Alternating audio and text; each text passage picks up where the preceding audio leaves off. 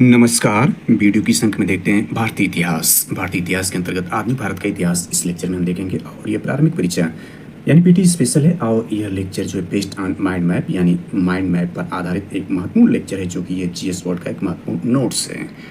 और यह लेक्चर देखें तो उत्तर प्रदेश लोक सेवा आयोग द्वारा आयोजित यानी उत्तर प्रदेश लोक सेवा आयोग द्वारा आयोजित समीक्षा कार्य सहायक समीक्षा कार्य यानी आरओ एग्जाम 2023 के लिए अति महत्वपूर्ण साबित हो सकता है। साथ ही देखें तो उत्तर प्रदेश लोक सेवा आयोग द्वारा ही आयोजित अपर पीटी एग्जाम यानी सम्मिलित राज्य प्रवर अधीनस्थ सेवा परीक्षा 2025 के लिए भी अंक अति महत्वपूर्ण साबित हो सकता है। साथ ही देखें तो ये एसपीएससी यानी राज्य लोक सेवा आयोग के अंतर्गत BPSC, MPSC, JPSC, UPSC, RPSC, साथ ही संघ लोक सेवा आयोग के अंतर्गत यूपीएससी की परीक्षाओं के लिए, एसएससी की परीक्षाओं के लिए यूपीएससी यानी अधीनस्थ सेवा चयन आयोग लखनऊ द्वारा आयोजित पीट 2025 के लिए भी अंक अति महत्वपूर्ण हो सकता है। साथ ही शिक्षक भर्ती के अंतर्गत टीजीटी पीजीटी के लिए आधुनिक भारत के इतिहास के अंतर्गत यह लेक्चर महत्वपूर्ण साबित हो सकता है। चलिए इस लेक्चर को शुरू करते हैं।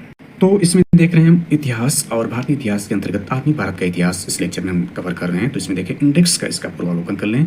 तो इंडेक्स यहाँ पर देखें तो यह है प्राचीन भारत का इतिहास यानी एंशिएंट इंडियन हिस्ट्री के जो ये महत्वपूर्ण टॉपिक यहाँ दिखाए गए हैं। सारे टॉपिक पर जो महत्वपूर्ण लेक्चर बनाकर इस चैनल पर अपलोड कर दिए गए हैं। आप इस चैनल को सब्सक्राइब करके वीडियो को लाइक करके सारे लेक्चर को देख सकते हैं इस चैनल को जाकर के। मध्यकालीन भारत को देखें तो ये भी महत्वपूर्ण टॉपिक जो है, सारे जो महत्वपूर्ण टॉपिक है इसका लेक्चर बनाकर इस चैनल पर अपलोड कर दिए गए हैं। इसको भी आप इस चैनल पर जाकर सारे लेक्चर को देख सकते हैं। प्लेलिस्ट में सारे लेक्चर उपलब्ध हैं। आधुनिक भारत के अंतर्गत देखें तो जो भी है महत्वपूर्ण टॉपिक दिखाई गई, सारे टॉपिक पर जो है महत्वपूर्ण लेक्चर बनाकर इस चैनल पर अपलोड कर दिए गए हैं। आप इस चैनल को सब्सक्राइब करके वीडियो को लाइक करके सारे लेक्चर को इस चैनल पर जाकर देख सकते हैं। वर्तमान लेक्चर जो है यह स्वतंत्रता आंदोलन पर आधारित है। इसको हमने सुविधा की दृष्टि से या अध्ययन की दृष्टि से इसको 3 भागों में बांटकर इसका अध्ययन किया है। इसका प्रथम चरण हमने देख लिया, द्वितीय चरण भी हमने विस्तार समझ लिया, तृतीय चरण का हम अवलोकन कर रहे हैं। और तृतीय चरण जो गांधी के नाम से जाना जाता है उस पर हम विस्तार चर्चा कर रहे हैं। आज इसका जो है अंतिम चरण पर हम इसकी व्याख्या करने जा रहे हैं, यानी आधुनिक भारत का इतिहास तथा स्वतंत्रता आंदोलन का इस लेक्चर में कवर करेंगे। तो इसमें पूर्व के लेक्चर का पूर्वावलोकन कर लेते हैं। तो देखें इसमें अंतरिम सरकार सितंबर 1946 में जो गठित की गई, यानी 2 सितंबर 1946 को अंतरिम सरकार का गठन किया गया। यानी इस प्रकार से कर सकते हैं 2 सितंबर को जवाहरलाल नेहरू ने 12 सदस्यीय अंतरिम सरकार का गठन किया। यानी इसमें 12 सदस्य थे। गठन कब किया गया था? 2 सितंबर को। और जबकि यह देखें तो इसमें 6 अगस्त 1946 को जवाहरलाल नेहरू को अंतरिम सरकार बनाने के लिए आमंत्रित किया गया था। और जबकि मुस्लिम लीग द्वारा अंतरिम सरकार में शामिल होने से इनकार कर दिया गया था। तो जवाहरलाल नेहरू ने 2 अक्टूबर को जो है 12 सदस्यीय अंतरिम सरकार का गठन किया था। यानी अंतरिम सरकार देखें तो 2 सितंबर 1946 से, यानी 2 सितंबर 1946 से भारत की आज़ादी यानी 15 अगस्त 1947 तक जो है यह अंतरिम सरकार अपना कार्यकाल की थी। यानी इसका कार्यकाल जो है 2 सितंबर को इसका गठन किया गया था और 15 अगस्त 1947 तक यानी भारत को आज़ादी दी गई थी, तब तक यह अंतरिम सरकार कार्य की थी। हमने इसमें देखा था कि शुरुआती दौर में जो है 2 सितंबर को जब इसका गठन किया गया था तो इसमें 12 सदस्यीय अंतरिम सरकार गठन किया गया था और इसमें लीग यानी मुस्लिम लीग के सदस्य शामिल नहीं किए गए थे। लेकिन इसमें देखें तो 26 अक्टूबर को जो है मुस्लिम लीग के 5 सदस्यों को इसमें शामिल किया गया था। यहाँ देख सकते हैं यह 9 सदस्य जो हैं कांग्रेस से हैं, हालांकि इसमें 6 ही कांग्रेस के हैं और इसमें 1 ईसाई, 1 सिख और 1 पारसी शामिल थे और 6 कांग्रेस के थे। 5 जो है मुस्लिम लीग से सदस्य शामिल थे। कुल मिलाकर 14 सदस्य की यह अंतरिम सरकार गठित की गई थी। और यहाँ पर हम देख सकते हैं कि जो अंतरिम सरकार में मंत्री कांग्रेस के नेता के रूप में यह थे। इनके जो प्रमुख विभाग थे इस पर में विस्तार से चर्चा कर लिया, आप यहाँ देख सकते हैं। इसके बाद लीग के जो 5 नेता हैं उनके विभाग और उनके नाम को हम देख सकते हैं। और इसमें जो 3 सदस्य थे जो कि कांग्रेस से संबंधित 12 सदस्य जिनका गठन 2 सितंबर को किया गया था, तो इसमें 12 सदस्यों का था। उसमें 3 लोगों को इसमें से निकाल दिया गया था। उसमें से जो 3 लोग निकाले गए थे उसमें देखें तो वह 3 लोग जो शामिल थे, 3 सदस्य इसमें से निकाले गए थे। सैयद अली जहीर जी निकाले गए थे, शरद चंद्र बोस जी निकाले गए थे और सर शफात अहमद खां को हटाना यानी निकाल दिया गया था इसमें से, अंतरिम सरकार में से। और हमने देखा कि इस अंतरिम सरकार में जवाहरलाल नेहरू को कार्यकारी परिषद के उपाध्यक्ष या उपराष्ट्रपति का पद दिया गया था। यानी परिषद के उपाध्यक्ष या उसको उपराष्ट्रपति भी कहा जाता है। यह विदेशी मामलों एवं कॉमनवेल्थ जो मंत्रालय है ये जवाहरलाल नेहरू के पास था। इसमें हमने देखा कि सी राजगोपालाचारी जी जो हैं इनको शिक्षा मंत्रालय दिया गया था। सी राजगोपालाचारी जी को हमने देखा था। सी राजगोपालाचारी का जो फार्मूला 1944 का था, वेरी इंपॉर्टेंट था, उस पर हमने चर्चा कर लिया था। इसी फार्मूले में जो है अप्रत्यक्ष रूप से कांग्रेस की मांग को स्वीकार किया गया था, जिसका गांधी जी ने भी सपोर्ट किया था। हालांकि विभाजन का गांधी जी ने विरोध किया था। हमने महत्वपूर्ण रूप से इस पर जानकारी पूर्व के लेक्चर में दी गई है। यानी यहाँ देख सकते हैं कि दी वे आउट पम्पलेट सी राजगोपालाचारी द्वारा संवैधानिक गतिरोध दूर करने हेतु जारी किया गया था। इसे CR फार्मूला 10 जुलाई 1944 यानी जुलाई 1944 में ये जारी किया गया था। तो यही राजगोपालाचारी को जो अंतरिम सरकार बनाई गई थी उसमें शिक्षा मंत्रालय दिया गया था। और इसमें देखें तो जो भारत छोड़ो आंदोलन के दौरान भूमिगत कार्य के रूप में जो नेता थे उसमें अरुणा आशफ अली जी थे। तो इनको जो है जो मंत्रालय दिया गया था अंतरिम सरकार में, और रेलवे मंत्रालय दिया गया था, यानी किससे संबंधित थे? भारत छोड़ो आंदोलन के अंतर्गत हम देख रहे हैं कि भूमिगत कार्य के नेता के अंतर्गत ये इतने महत्वपूर्ण लोग हैं। तो अरुणा आशफ अली जो है इनको अंतरिम सरकार में रेलवे मंत्रालय दिया गया था। तो इसमें ध्यान दें कि यह अंतरिम सरकार जो सितंबर 1946 में गठित की जाती है, यानी इसका देखें कार्यकाल 2 सितंबर 1946 से 15 अगस्त 1947 तक जो ये चलता है, इसकी महत्वपूर्ण घटनाओं में जो संविधान सभा की भी एक महत्वपूर्ण बात इसमें शामिल होती है। इसमें देखें बीरबल ने नेहरू को अंतरिम सरकार बनाने का निमंत्रण दिया था। हमने देखा ये निमंत्रण दिया था, यानी कब निमंत्रण दिया था? तो 6 अगस्त 1946 को निमंत्रण दिया था और उन्होंने इसका गठन किया था 2 सितंबर 1946 को, जो 12 सदस्यीय अंतरिम सरकार का गठन जवाहरलाल नेहरू ने किया था। इसके बाद देखें तो 9 दिसंबर 1946 को संविधान सभा की प्रथम बैठक हुई। इसमें अस्थायी अध्यक्ष डॉक्टर सचिदानंद सिन्हा को बनाया गया कृपलानी जी की सलाह पर। लीग ने संविधान सभा का विरोध किया था। मुस्लिम लीग सभा की प्रथम बैठक में शामिल नहीं हुई थी। 21 सितंबर को नेहरू ने अपने सहयोगियों के साथ वायसराय की काउंसिल सदस्य की शपथ ली थी। इसको संविधान सभा का थोड़ा विस्तार कर लेते हैं। संविधान सभा जो है वो अंतरिम सरकार के अंतर्गत संविधान सभा का जो गठन किया गया था, इसको थोड़ा विस्तार करते हैं एग्जाम दृष्टिकोण से। वेरी इंपॉर्टेंट है संविधान सभा। तो उसकी पृष्ठभूमि को देख लेते हैं। पृष्ठभूमि इसका देखें, बैकग्राउंड से इसकी शुरुआत करते हैं संविधान सभा का। देखें पृष्ठभूमि जो है सर्वप्रथम मांग की गई थी 1934 में रांची में स्वराज पार्टी ने किया था। यानी 1934 में रांची में स्वराज पार्टी ने जो है इसका यानी संविधान सभा की मांग की थी। स्वराज पार्टी वही है जिसको CR दास और मोतीलाल नेहरू ने स्थापित किया था। CR दास यानी चित्तरंजन दास, जो कि सुभाष चंद्र बोस के राजनीतिक गुरु बने थे और जिनको देश बंधु के नाम से भी जाना जाता है। तो 1934 में रांची में जो है स्वराज पार्टी ने सर्वप्रथम इसकी मांग की थी संविधान सभा के। वर्ष 1934 में इसके गठन का विचार M.N. राय ने दिया था। वेरी इंपॉर्टेंट है। M.N. राय ने जो है 1934 में इसके गठन का विचार दिया था। भारतीय राष्ट्रीय कांग्रेस ने पहली बार वर्ष 1935 में संविधान सभा की मांग की थी। यानी भारतीय राष्ट्रीय कांग्रेस ने 1935 में की थी। इससे पूर्व 34 में ही M.N. राय ने इसका गठन का राय दिया था और 1934 में जो स्वराज पार्टी ने इसकी सर्वप्रथम मांग की थी। 1936 के फैजपुर अधिवेशन में कांग्रेस के द्वारा संविधान सभा की मांग की गई थी। 1936 का देखें फैजपुर ये प्रथम गांव में आयोजित अधिवेशन फैजपुर का था। इससे पूर्व हमने देख लिया था। इसके बाद जो हरिहर यानी हरिहरा और त्रिपुरी जो संकट था वह देखें तो सुभाष चंद्र बोस के कांग्रेस अधिवेशन से संबंधित था, जिसमें देखें यानी हमने देख लिया था कि हरिपुरा जो गुजरात में 91वां जो सम्मेलन किया गया था, इसकी अध्यक्षता सुभाष चंद्र बोस ने किया था। इस अध्यक्षता स्वयं गांधी जी ने सुभाष चंद्र बोस जी को बनवाया था।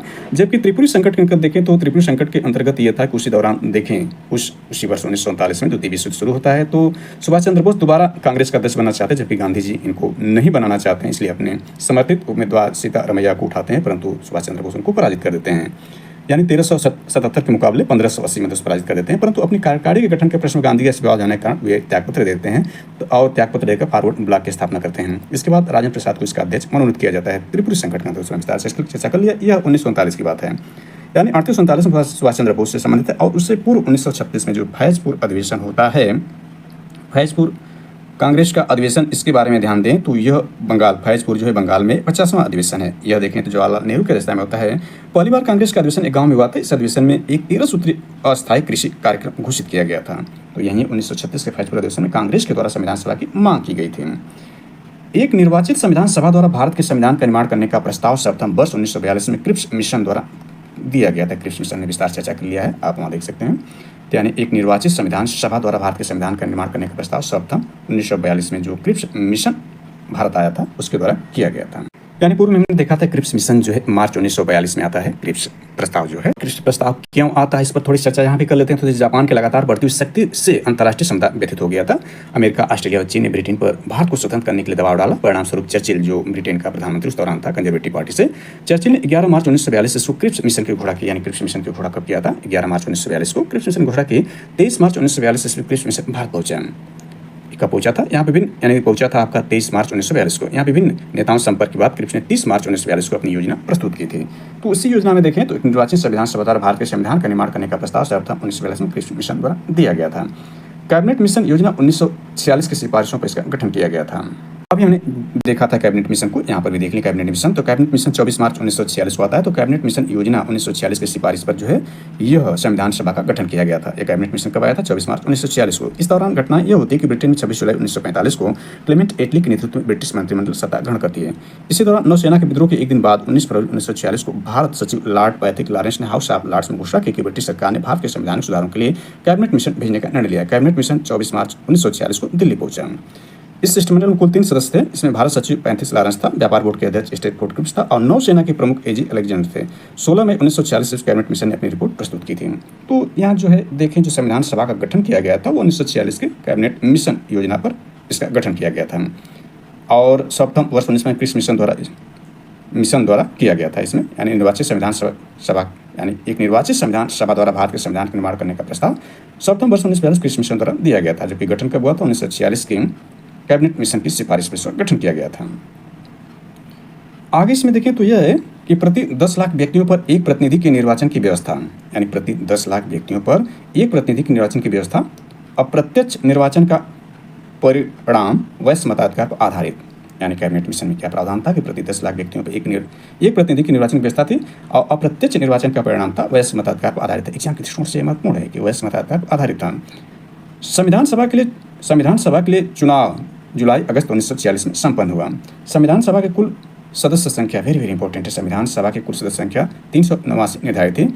296 सीटें ब्रिटिश भारत से, 93 सीटें देसी रियासत से, जिसमें 15 महिलाएं थी। आगे हम विस्तार समझेंगे। 15 महिलाओं में ध्यान देना है कि 6 महिलाएं जो थी वो उत्तर प्रदेश थी। वेरी इंपॉर्टेंट है, स्पेशल क्लियर है कि 15 महिलाओं में जो 6 थी वो उत्तर प्रदेश से थे।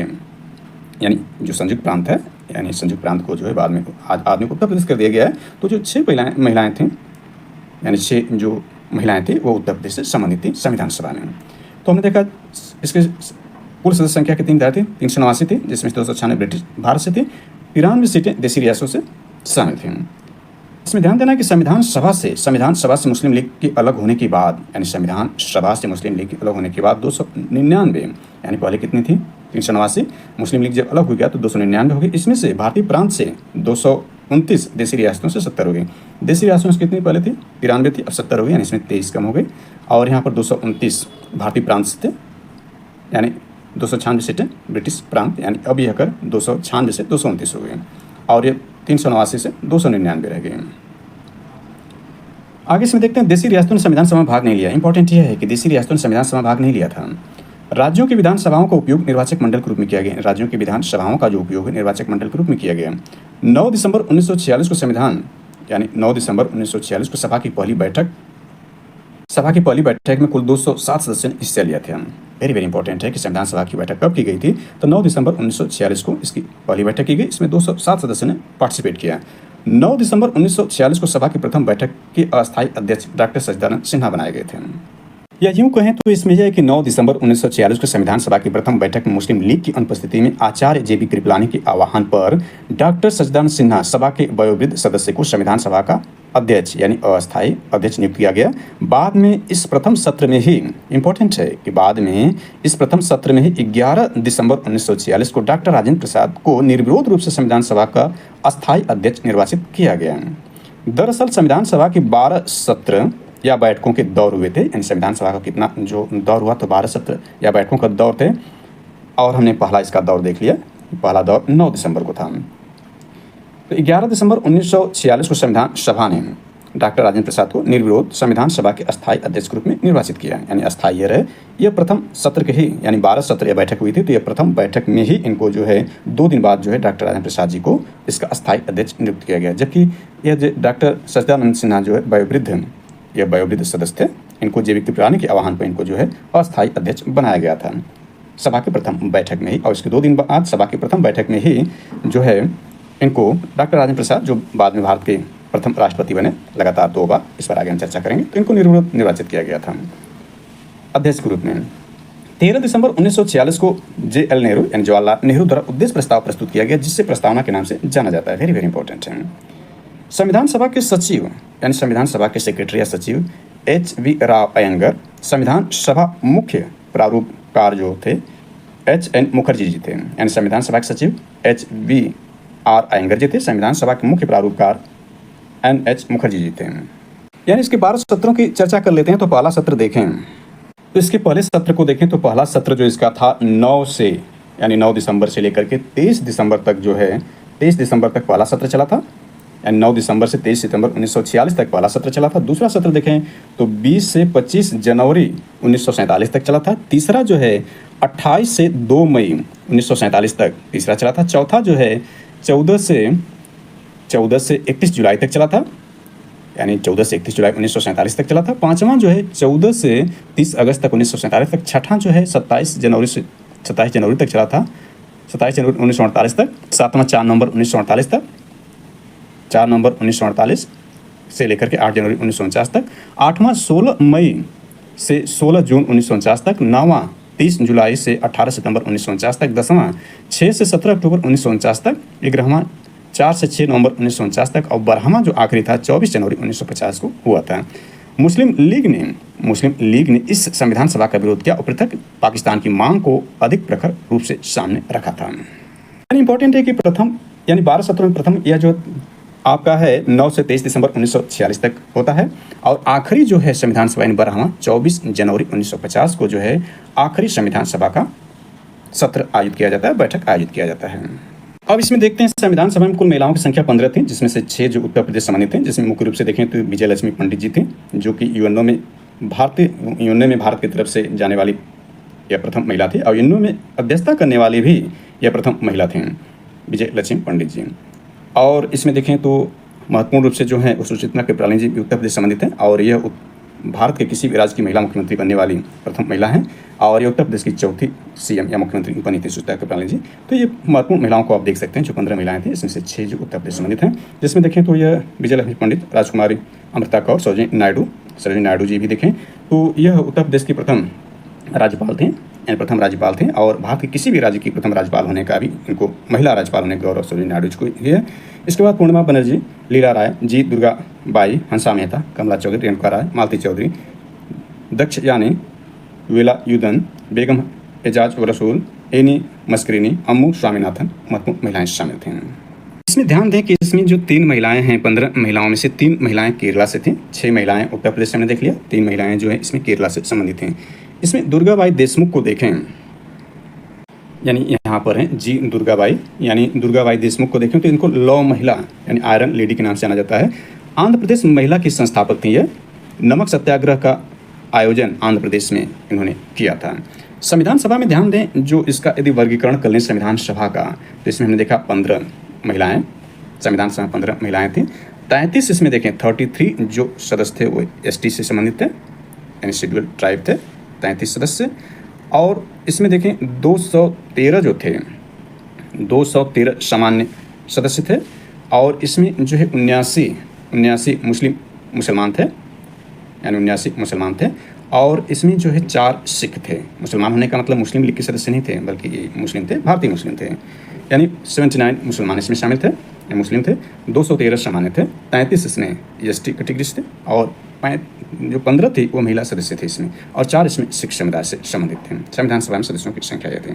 और हमने देखा कि जो प्रथम बैठक हुई थी उसमें जो कितने लोग पार्टिसिपेट किए थे, 207 सदस्यों ने हिस्सा लिया था।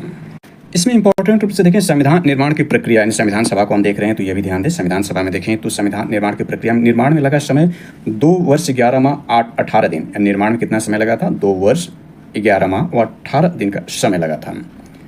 इसके बाद देखें तो 26 नवंबर 1949 को संविधान को अंगीकृत, अधिनियमित और आत्मकृत किया गया था। संविधान बनकर जो तैयार हो गया था 26 नवंबर 1949 को। इसीलिए देखें तो 26 नवंबर को जो है संविधान दिवस मनाया जाता है, यानी विधि दिवस भारत में मनाया जा रहा है वर्तमान में। इस बार जो 10वां संविधान दिवस मनाया गया था, यानी देखें तो यह जो है 2015 से जो है इसको मनाने की शुरुआत की गई थी, यानी 26 नवंबर को। तो ये संविधान लागू जबकि हुआ था देखें तो 26 जनवरी 1950 को संविधान लागू हुआ था भारत और गणराज्य राज्य बना था, जबकि स्वतंत्रता 15 अगस्त 1947 को भारत को मिल चुकी थी।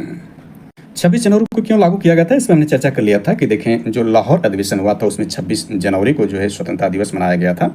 लाहौर अधिवेशन के अंतर्गत हमने विस्तार चर्चा कर लिया है। तो उसी दिन की याद में जो है 26 जनवरी 1950 को भारत का संविधान लागू किया और भारत जो है गणतंत्र रिपब्लिक कंट्री ऑफ इंडिया यानी भारतीय गणराज्य बना था, संविधान लागू हुआ था।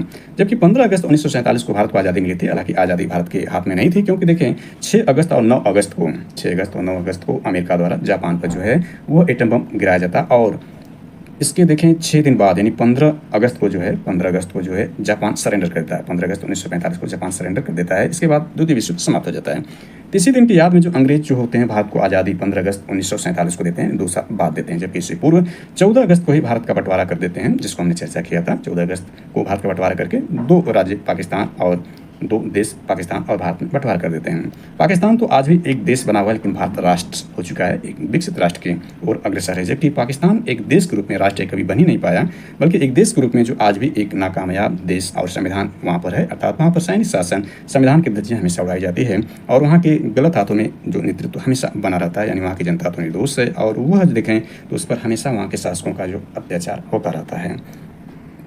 तो हम यहाँ पर चर्चा करें, इस टॉपिक पे चलते हैं, ना ये ज़्यादा डाइवर्ट हो जाएगा। तो हमने देखा कुल 284 लोगों के हस्ताक्षर, जिसमें 8 महिलाएं शामिल थी। यानी संविधान सभा जब संविधान बनकर तैयार हुआ तो उसमें 284 लोगों ने हस्ताक्षर किया, जिसमें से 8 महिलाएं थी, यानी 15 महिलाओं जिसमें संविधान सभा में भाग लिया था, यानी संविधान के निर्माण में भाग लिया था, संविधान सभा में शामिल थे। उसमें से देखें 8 महिलाओं ने जो इस पर हस्ताक्षर किया था। 284 लोगों का हस्ताक्षर इसमें था। 24 जनवरी 1950 को सदस्यों द्वारा भारत के संविधान पर हस्ताक्षर किए। 24 जनवरी 1950 को हमने देखा कि 24 जनवरी 1950 को संविधान सभा की अंतिम या 12वीं बैठक आयोजित की गई थी।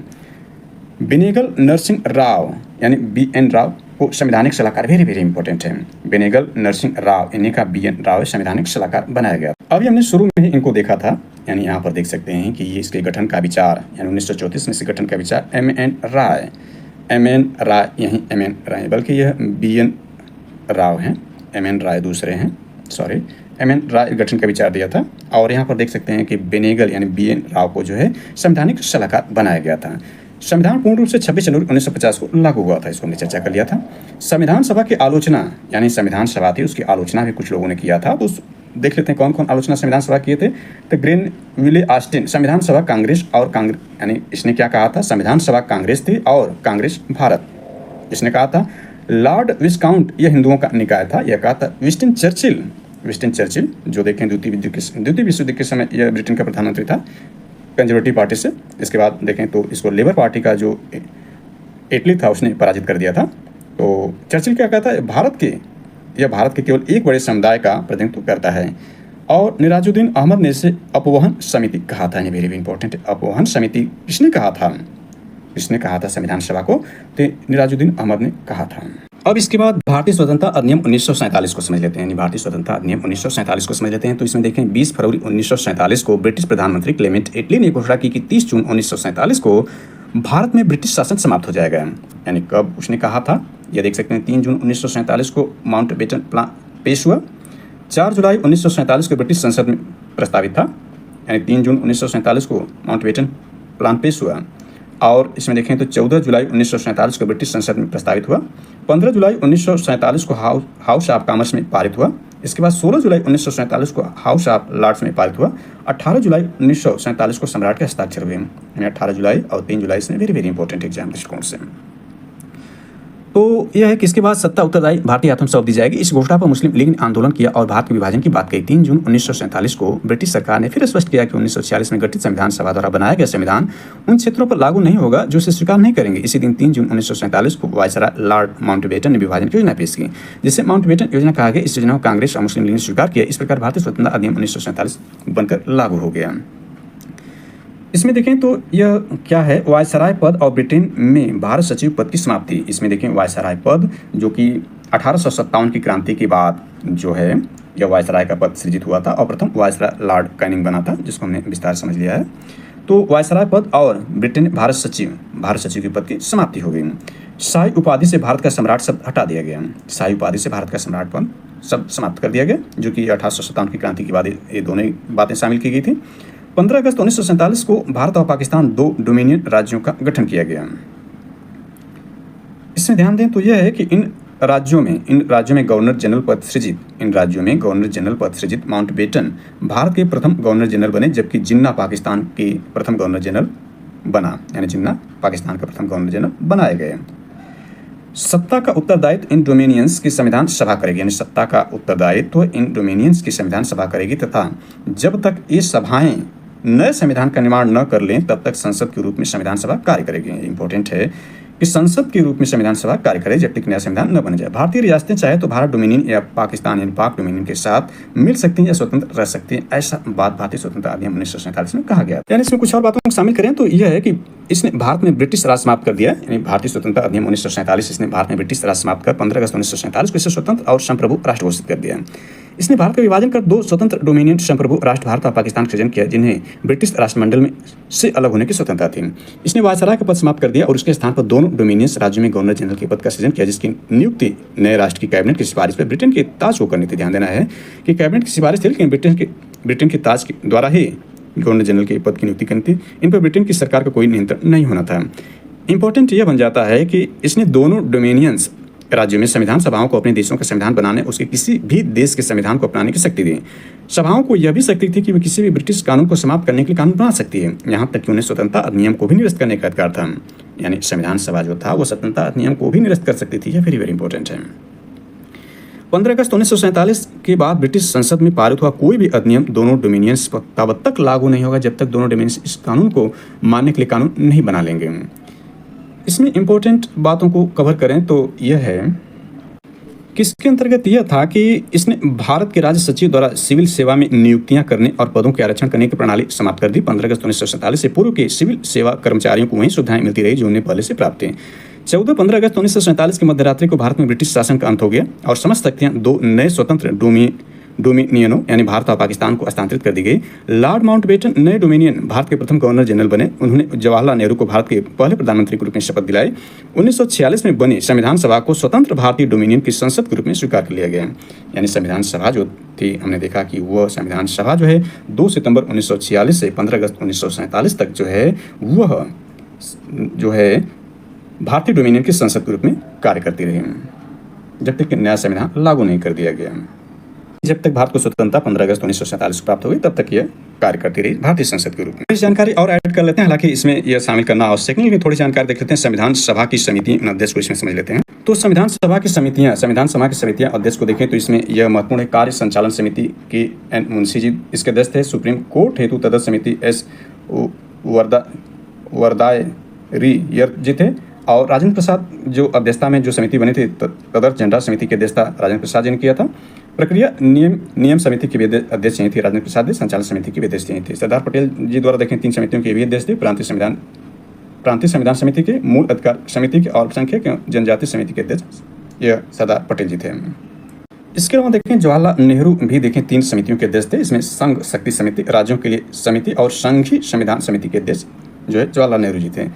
B.R. अम्बेडकर देखें वेरी इंपॉर्टेंट है। इसी समिति के तहत भारत का संविधान बनकर तैयार हुआ। तो इसमें देखें B.R. अम्बेडकर यह प्रारूप समिति के अध्यक्ष थे।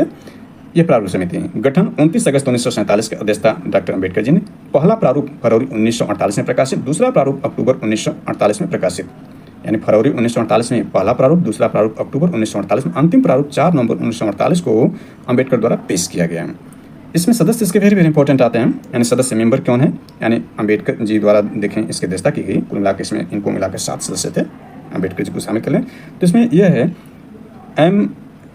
एन गोपाल स्वामी अयंगर, अलादी कृष्ण स्वामी अयंगर, के.एम. मुंशी, मोहम्मद सादुल्ला, B.L. मित्र, बाद में एन माधवराव आ गए थे। B.L. मित्र के स्थान पर जो है एन माधवराव जी आए थे। D.P. खेतान, बाद में T.T. कृष्णाचार्य जी इनके स्थान पर आए थे। डॉक्टर अम्बेडकर भारतीय संविधान के पिता है, यानी फादर ऑफ इंडियन कॉन्स्टिट्यूशन। आधुनिक मनु भारतीय संविधान प्रमुख शिल्पकार के रूप में जाना जाता है, पूछा जाएगा। तो अम्बेडकर जी को भारतीय संविधान का पिता कहा जाता है, आधुनिक मनु कहा जाता है। भारतीय संविधान के प्रमुख शिल्पकार जो है डॉक्टर अम्बेडकर जी को कहा जाता है। प्रारूप समिति के अध्यक्ष थे और यह 7 सदस्यीय जो है इनकी टीम थी। इसमें इंपॉर्टेंट है कि 7 सदस्यीय टीम में देखें तो ये जो आते हैं T.T. कृष्णाचार्य जी जो आते हैं, ये किसके स्थान पर, D.P. खेतान जी के स्थान पर आते हैं। इन्होंने सन 1948 में D.P. खेतान की मृत्यु यानी इनकी मृत्यु हो जाती है, तब ये T.T. कृष्णाचार्य जी इस सदस्य के रूप में आते हैं। इसके बाद M. माधव राव जी जो आते हैं, M. माधव राव जी आते हैं बाद में किसके स्थान पर आते हैं, B.L. मित्र के स्थान पर आते हैं। तो B.L. मित्र स्वास्थ्य कारणों से त्यागपत्र रिजाइन कर दिया था इस सदस्यता के रूप में, तब ये आते हैं इनके स्थान पर। इसमें इंपॉर्टेंट यह बन जाता है कि प्रारूप समिति ने अपना प्रारूप तैयार करने में 6 माह से भी कम समय लिया था। इस दौरान कुल उसकी 141 बैठकें आयोजित की गई थी। तो अंतरिम सरकार को हमने पूर्व में ही समझ लिया था। अंतरिम सरकार अक्टूबर 1946 में यह अंतरिम सरकार है। इसको देख सकते हैं, अंतरिम सरकार यह 1946 में। इसके मंत्री विभाग वेरी वेरी इंपॉर्टेंट एग्जाम दृष्टिकोण से हमने पूरे में इसको देख लिया था। अब इसमें देखते हैं माइंड मैप्स का जो नोट्स है उसके आधार पर इसको कवर करते हैं। तो इसमें परीक्षा उपयोगी जानकारी को इसमें शामिल करें तो 1914 में देखें तो हिंदू महासभा का गठन होता है, मदन मोहन मालवीय जी इसका गठन करते हैं। 1925 में देखें तो राष्ट्रीय स्वयंसेवक संघ का गठन होता है, यानी आरएसएस का गठन होता है। इसकी स्थापना केबी हेड गेवार जी करते हैं। और 1925 में देखें तो भारतीय कम्युनिस्ट पार्टी का गठन किया जाता है। ये परीक्षा के लिए महत्वपूर्ण है अदर फैक्ट के रूप में। इसके बाद इसमें माउंटबेटन योजना फरवरी 1947 को मैं विस्तार समझ लिया है। आखिरी इसका देखते हैं भारतीय स्वतंत्रता अधिनियम 1947 को, हालांकि अन्य सोर्स के माध्यम से मैं इसको महत्वपूर्ण रूप से समझ लिया, लेकिन यहाँ इस नोट्स को देख लेते हैं, इसमें जो जानकारी दी गई है। तो भारतीय स्वतंत्रता अधिनियम 1947 माउंटबेटन योजना के आधार पर 4 जुलाई 1947 को ब्रिटिश संसद में यह अधिनियम पेश हुआ। कब? 4 जुलाई 1947 को। 15 जुलाई को हाउस ऑफ कॉमन्स द्वारा इसको स्वीकृति प्रदान की गई। 16 जुलाई को लॉर्ड सभा में इसकी स्वीकृति मिली।